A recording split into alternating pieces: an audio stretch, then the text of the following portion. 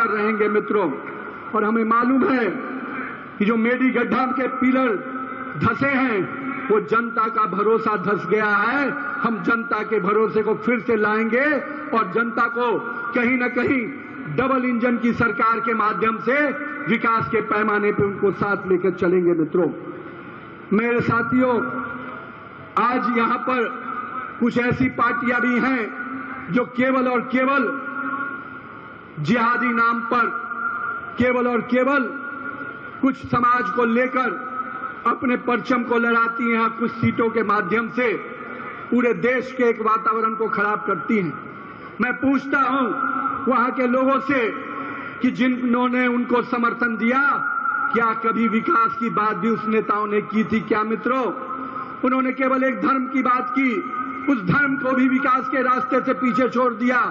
वहां के लोगों के साथ भी इंसाफ नहीं किया, वहां के लोगों को भी लाचारी में, कमजोरी में, और मैं कह सकता हूं उस इलाके में जब जाइएगा तो वहां का युवा और महिला आज वैसे ही परेशान है। यानी मैं मानता हूं जो वोट लेकर केवल समाज और धर्म के नाम पर वोट ले लेते हैं उनको जनता से मतलब नहीं है, क्योंकि वो मानते हैं कि हमें तो सेंटिमेंट उभार कर वोट लेना है और फिर जाकर दिल्ली में बैठ जाते हैं। हैदराबाद की जनता की चिंता उनको कभी नहीं है। मैंने कभी नहीं देखा कि संसद के पटल पर वो विकास की बात करते हो, संसद के पटल पर कभी वो विकास की योजनाओं की चिंता करते हो या कभी उस क्षेत्र में जाकर विकास के कोई काम किए हों। हाँ, बड़े बड़े कारनामे उन्होंने जरूर किए हैं मित्रों। लेकिन मित्रों, मैं आज आप सबके माध्यम से उनको भी स्पष्ट संदेश देना चाहता हूं कि भारत की जनता और तेलंगाना की जनता विकास चाहती है, और जो विकास में राजनीति करता है तो उसको निश्चित रूप से ठिकाने लगाने का काम तेलंगाना की जनता करेगी मित्रों।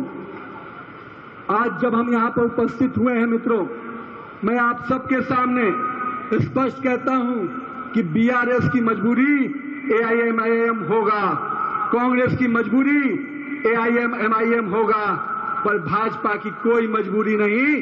भाजपा की ताकत और विश्वास तेलंगाना की जनता है, इसलिए हम उस जनता के लिए समर्पित होकर काम करेंगे मित्रों। और हम कहते हैं कि हम निश्चित रूप से उस परिवारवादी पार्टियों को उखाड़ फेंकेंगे।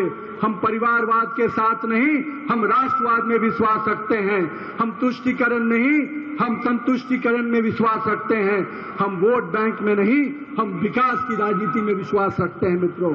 तो आइए अपने तेलंगाना को, जो अब तक समझौता करने वाली सरकारें थी और कहीं न कहीं समझौता के साथ कहीं न कहीं सत्ता का पहुंचने का प्रयास करती थी, उससे समझौतावादी सरकार को उखाड़ फेंकेंगे।